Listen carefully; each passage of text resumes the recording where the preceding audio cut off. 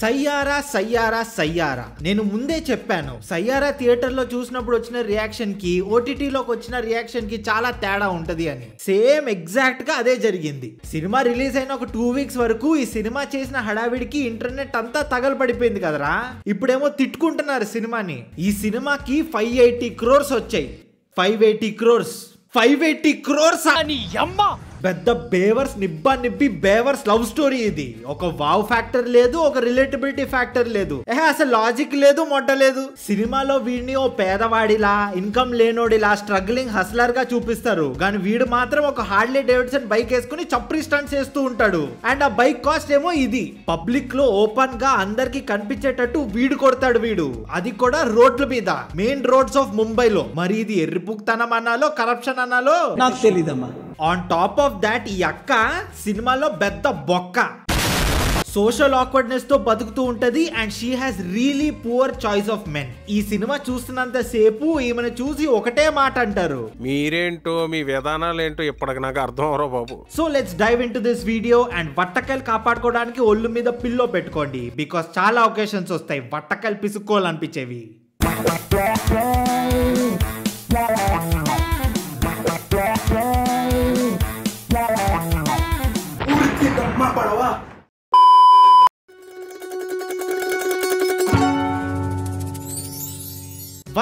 Vanakkam 301 diaries కి స్వాగతం. ఇవాళ మనం మాట్లాడుకోబోయే రోస్ట్ చేయబోయే సినిమా పేరు Saiyaara. Starring nobody gave a fuck and definitely nobody gave a fuck, but was directed by Mohit Suri, who is always ready to fuck up. ఈ అన్న foreign films ని దెంగేసి వాటిని చెడదెంగడంలో స్పెషలైజేషన్ చేశాడు. వీడు చేసిన సినిమాల్లో సగం ఈదర్ అన్అఫిషియల్ రీమేక్స్ ఏ ఉంటాయి ఆర్ చేతన్ భగత్ బుక్స్ ని చెడదెంగడమే ఉంటది. With the help of Bollywood's another కళాఖండం అర్జున్ కపూర్. వీడి గురించి తర్వాత ఎప్పుడైనా మాట్లాడుకుందాంలే గానీ మెయిన్ పాయింట్ లోకి వచ్చేద్దాం. రీమేక్స్ అంతెందుకు, ఈ సినిమా కూడా ఒక అన్అఫిషియల్ రీమేకే. ఇప్పుడు ఒరిజినల్ సినిమా చూసే ఓపిక నాకు లేదులే గానీ ఈ సినిమాలోకి దూరిపోదాం.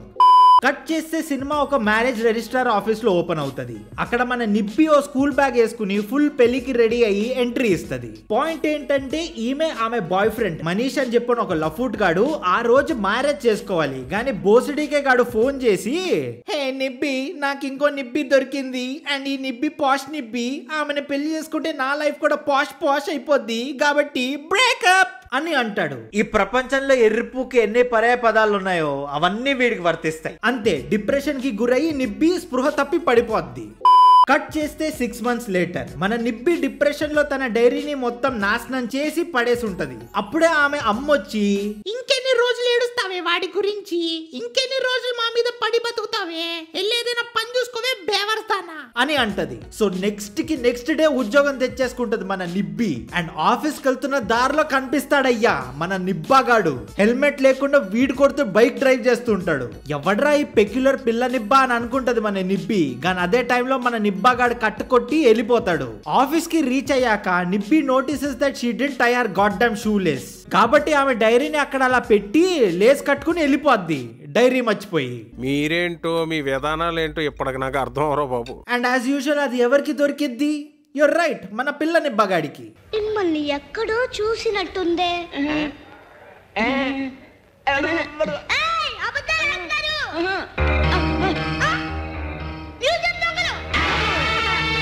మన నిబ్బి ఒక పాపరాజీ ఛానల్లో ఇంటర్న్ పని చేయడానికి వెళ్తది. అండ్ అక్కడ this person is her boss. అప్పుడే మన nibbi for the first time కలుసుకుంటారు. నిబ్బాగాడ డైరీ ఆమెకి ఇచ్చి, వావ్ నైస్, నీ పోయమ్స్ చదివి నీ అంత నిబ్బి ఇంకెవరు ఉండరని అర్థమైంది, ఐ లైక్ ఇట్, థ్యాంక్స్, నీ పేరేంటి? ఇప్పుడు ఒకడిని పోయి నేను దెంగుతా, వాడిని నేను దెంగుడికి వాడు నా పేరు గట్టిగా అరుస్తాడు చూడు అని చెప్పి పోయి ఈ పర్సన్ ని కుక్కని దెంగినట్టు దెంగుతాడు. ఏరా నెప్పో కిడ్స్ కి మట్టలు ఉండవా, లాలీపాప్లు ఉంటాయా, మరి అంతలా ఎందుకు చీకుతావురా నువ్వు? లేకపోతే నాకు నెగిటివ్ రివ్యూ ఇచ్చి నా బ్యాండ్ లో ఉన్న నిప్పో కిడ్ కి పాజిటివ్ రివ్యూ ఇస్తావేంట్రా లబ్బే. సారీ మిస్టర్ నిబ్బా. ఓ వీడి పేరు నిబ్బానా, నైస్ నేమ్.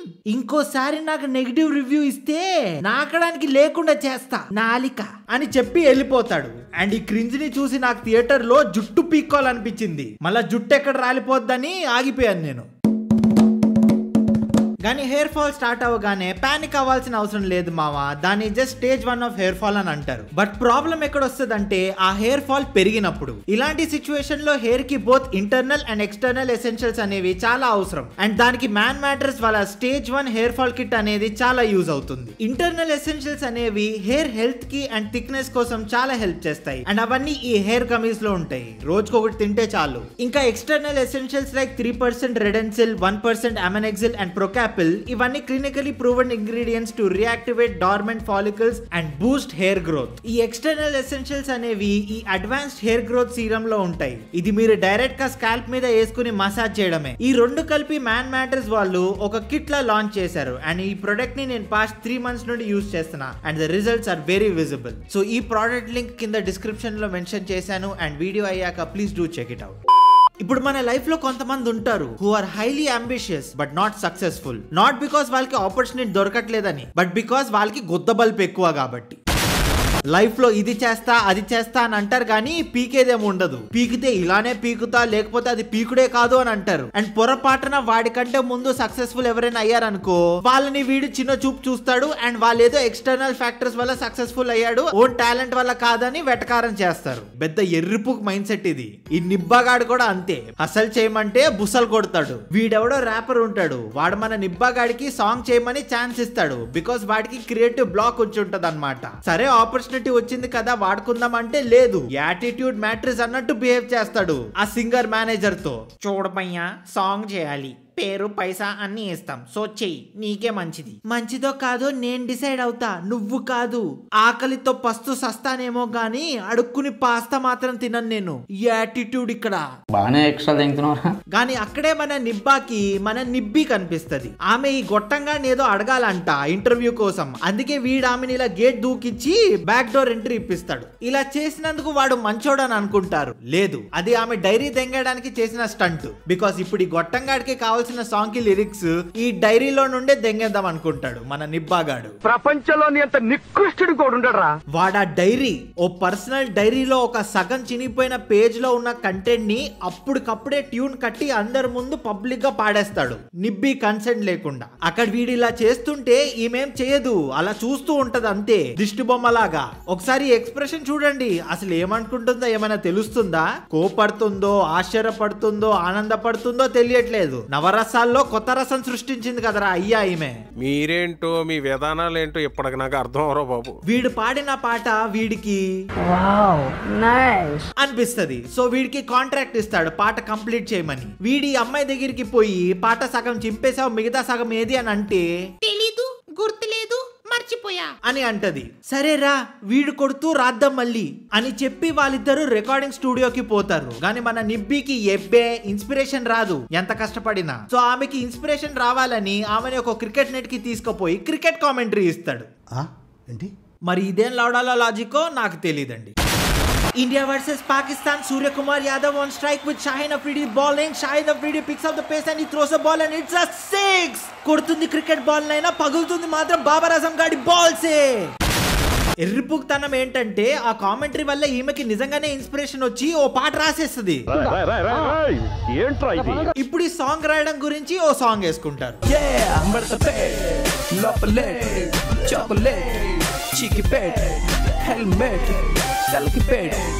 వీళ్ళు కంపోజ్ చేసిన పాట ఈ ర్యాపర్ గాడికి నచ్చిద్ది. కానీ ఈ మేనేజర్ లఫుడ్ గాడు వచ్చి పాట బానే ఉంది కానీ ర్యాప్ ఏది, where is the drop, where is the face, ఇలా ఉంటే దెంగదు. సో ఈ మంచి పాటని చెడదెంగి రీమిక్స్ చేసి మళ్ళీ తీసుకురండి అని అంటాడు. మన నిబ్బాకి అలా చేయడం ఇష్టం లేదు కానీ 2 days లో చేసిస్తా అని అంటాడు. నిబ్బికి అర్థం కాదు. తర్వాత వెళ్ళి ఎందుకు అని అడిగితే భాష లెవెల్ ఫ్లాష్ బ్యాక్ చెప్తాడు మన నిబ్బాగాడు. మా అమ్మ చనిపోయినప్పటి నుండి మా నాన్న డిప్రెషన్ కి గురయ్యి తాగడానికి అలవాటు అయిపోయాడు. అండ్ ఈ మొత్తం ఈక్వేషన్ లో నేను బలయ్యాను. ఆయన ఏమో తాగుతాడు, నేను ఆయనకి పైసలు ఇవ్వాలి తాగడానికి, అందుకే ఒప్పుకున్నా. అదేదో ఆ పైసల్ని మీ ఫాదర్ ని రీహాబిలిటేట్ చేయడానికి వాడుకోవచ్చుగా, తాగడానికి ఇస్తావేంటి? ఓ ఇలా కూడా చేయొచ్చు కదా, షిట్ సారీ నిబ్బి అని చెప్పి వాళ్ళు రీహాబిలిటేషన్ సెంటర్ కి పోతారు. వాడేమో 10 లక్షలు అవుతుంది అని అంటాడు. ఇప్పుడు అంత డబ్బు ఎలా తీసుకురావాలో తెలియక కాసేపు కన్ఫ్యూజ్ అవుతాడు మన నిబ్బాగాడు. ఆ తర్వాత పోయి మేనేజర్ గాడికి చెప్తాడు వాడి సిచ్యువేషన్ ని. ఈ మేనేజర్ గాడు మామూలుడా అంటే కాదు, కుక్క తెలివితేటలు అన్నీ ఉంటాయి వాడికి. వాడు మన నిబ్బాని పట్టుకుని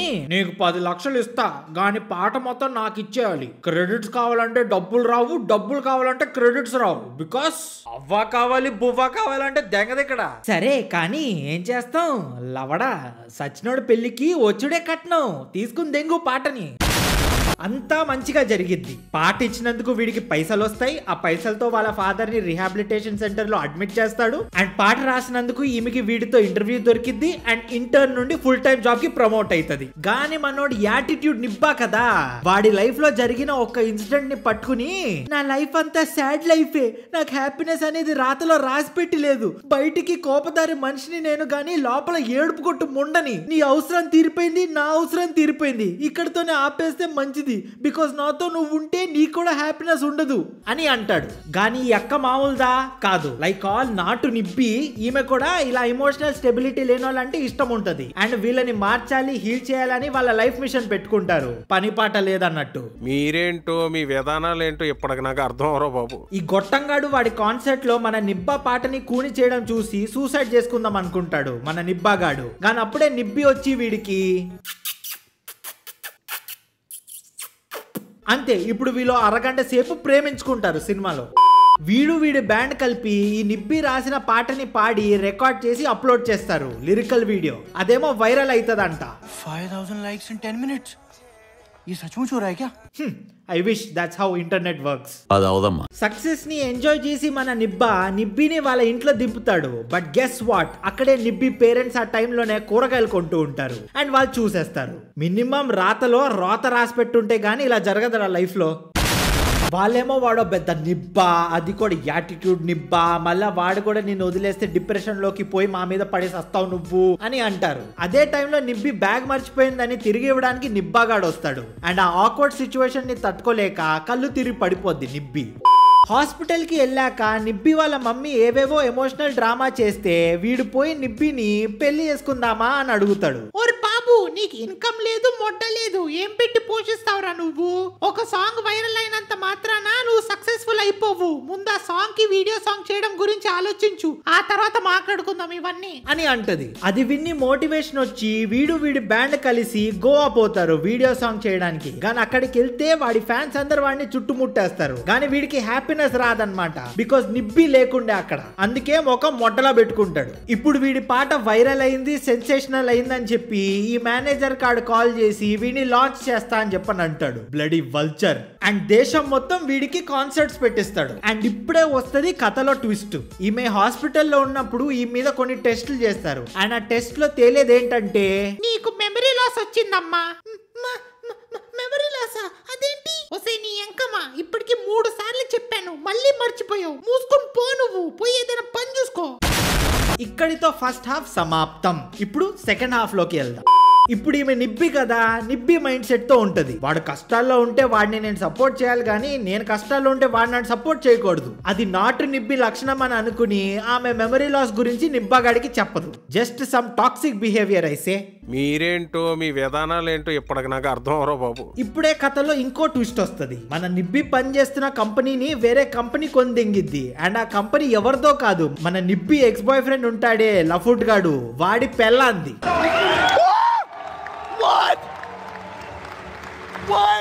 కంపెనీ కొన్నందుకు ఒక పార్టీ పెడతాడు. అండ్ ఆ పార్టీకి మన నిబ్బి వెళ్తది. దీని ప్యారలల్ గా మన నిబ్బాగాడు తన కాన్సర్ట్ కోసం అని ఫ్లైట్ ఎక్కుతాడు. కానీ ఎన్నిసార్లు వాడు నిబ్బికి కాల్ చేసినా కాల్ ఎత్తదు, బికాస్ అక్కకి మెమరీ లాస్ వచ్చేస్తుంది అప్పుడే. అరే నీ అబ్బా. ఏమైతుందంటే ఆ పార్టీలో ఈ లఫూట్ గాడు వస్తాడు. వాడో లౌడాగాడు కదా, పెళ్లి చేసుకుని పెళ్ళం ఉన్నా వదిలేసిన అమ్మాయినే కావాలి అంటాడు. ద ఫ్లేమ్ హ్యాస్ రీకిండల్డ్ అని అంటాడు. వాడు ఆమె చెవుల్లో ఏదో గుసగుసలాడితే వాడి మాటలకి ఈమె ఏదో ట్రిగర్ అయ్యి ఆమెకి మెమరీ లాస్ వచ్చేస్తది. And she goes back to when she was in a relationship with him. And వీడితో కోజీ అయిపోతది. ఈమె వాళ్ళిద్దరికి పెళ్ళి అవ్వబోతుంది, మనం ఇద్దరం లవర్స్ అని అనుకుంటది. అండ్ వీడు ఆబ్వియస్లీ తడబడతాడు. అక్కడ నుండి ఎస్కలేట్ అయ్యి అయ్యి పార్టీ మొత్తంలో అరవడం స్టార్ట్ చేస్తుంది మన నిబ్బి. కానీ ఆ లఫుట్ గాడు అందరి ముందు ఆమె ఓ పిచ్చిదాన్ని ముద్ర వేసి తప్పించేసుకుంటాడు. సో ఈమె ఆ పార్టీ నుండి వెళ్ళిపోద్ది. ప్యారలల్ గా మన నిబ్బగాడికి ఉచ్చాగదు. ఓ తెగ ఫోన్ చేసేస్తూ ఉంటాడు మన నిబ్బికి. అండ్ ఎన్నిసార్లు చేసినా ఫోన్ ఎత్తపోయేసరికి బ్యాండ్ కాన్సర్ట్ అన్ని వదిలేసి ఆమె కోసం వెళ్ళిపోతాడు. వాడు ఆ పార్టీకి వెళ్ళినప్పుడు అక్కడ ఆమె బ్యాగ్ దొరికిద్ది. అండ్ ఆ బ్యాగ్ లో మెడికల్ ఫైల్ ఉంటది. అండ్ అప్పుడే వాడికి తెలిసిద్ది ఆమెకి మెమరీ లాస్ ఉన్నట్టు. ఇంకా ఇక్కడ నుండి ఏముండదు భయ్యా. ఈ నిబ్బిల జంట ఒక కాంపిటీషన్ లో వెళ్తారు. ఆ కాంపిటీషన్ పేరేంటంటే who will suffer the most in life. Seriously ఇప్పుడు వీళ్ళిద్దరూ వాళ్ళ లవర్ బాగుండాలని వాళ్ళే సఫర్ చేసుకోవాలని చూసుకుంటారు. Because for them love is only sacrifice, not sitting and coming up with a solution together.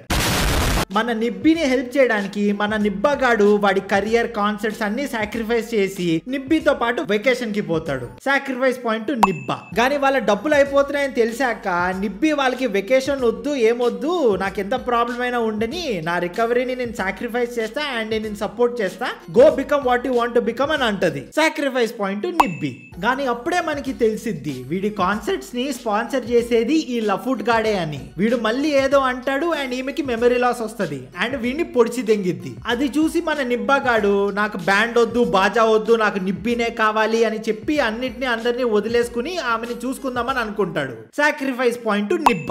వీడి సాక్రిఫైస్ చూసి ఈమె కూడా సాక్రిఫైస్ చేసుకుందాం అనుకుంటది. జస్ట్ లైక్ దట్, అంతే. అందుకే వాడికి ఒక లాస్ట్ పార్ట్ రాసి ఎక్కడికో వెళ్ళిపోద్ది వీడికి దూరంగా. సాక్రిఫైస్ పాయింట్ నిబ్బి. మీరేంటో మీ విధానాలు ఏంటో ఇప్పటికి నాకు అర్థం అవరో బాబు. ఎంత వెతికినా కనపడపోయేసరికి ఇంకా మన నిబ్బగాడు ఒక డెసిషన్ తీసుకుంటాడు. ఆమె రాసిన లాస్ట్ పాటని ట్యూన్ కట్టి ప్రపంచం మొత్తానికి పాడుతూనే ఉంటాను అందరికి చిరాకు దెంగేదాకా అని అనుకుంటాడు. బికాస్ ఆ పాట విని ఆమె తిరిగి వస్తుంది అనుకుంటాడు. మరి ఇందులో లాజిక్ ఎక్కడ ఉందంటే నాకు తెలియదు. సో నాకు ఫేమ్ వద్దు, డబ్బు వద్దు, మెంటల్ పీస్ వద్దు, అవన్నీ నేను సాక్రిఫైస్ చేసి ఊరూరికి పోయి సయ్యార చూసి ఎర్రిపోకయ్యాను, నిబ్బి ఎర్రిపూకు లవ్ స్టోరీ, నేనెర్రిపూకుని మీరి సినిమా చూసి ఎర్రిపూకవకండి అని పాడతాడు. Sacrifice point నిబ్బ.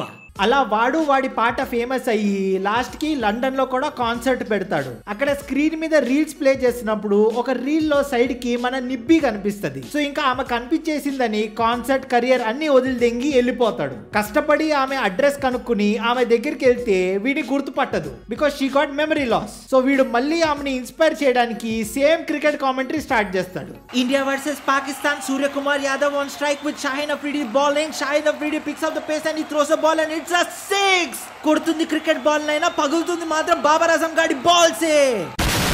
అది విని ఈమెకి గతం గుర్తొచ్చేసి అని అరుస్తుంది. మీరేంటో మీ విధానాలు ఏంటో ఇప్పటికి నాకు అర్థం అవరో బాబు. నేను ఆ అరుపుకి ఆ మంచు కొండలకి అవలాంచ్ వచ్చి వీళ్ళిద్దరు చచ్చిపోతారు అనుకున్నా, కానీ లేదు, పెళ్లి చేసుకుంటారు. అంతే, ది ఎండ్. అండ్ ఇంతోటి దానికి జనాలు పిచ్చోలు అయిపోతుండే థియేటర్ లో. కానీ ఏం చేస్తాం, చదువుకోండ్రా అంటే సయ్యారా మూవీ చూసి ప్రపోజల్ చేస్తారా మీరు? పోనీ 12th ఫెయిల్ సినిమా చూసి IAS IPS అవుతారా? లేదు, 12th ఫెయిలే అవుతారు.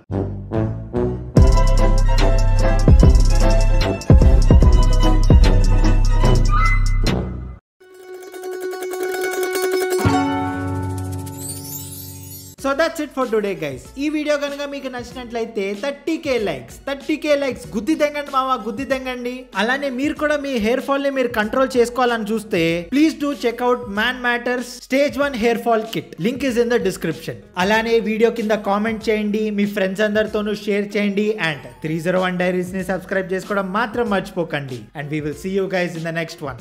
Bye. Hi friends, welcome back to 301 Diaries. గుడ్డి మీద గుద్దితే మయన్మార్ లో పడతావు లవడగాడు.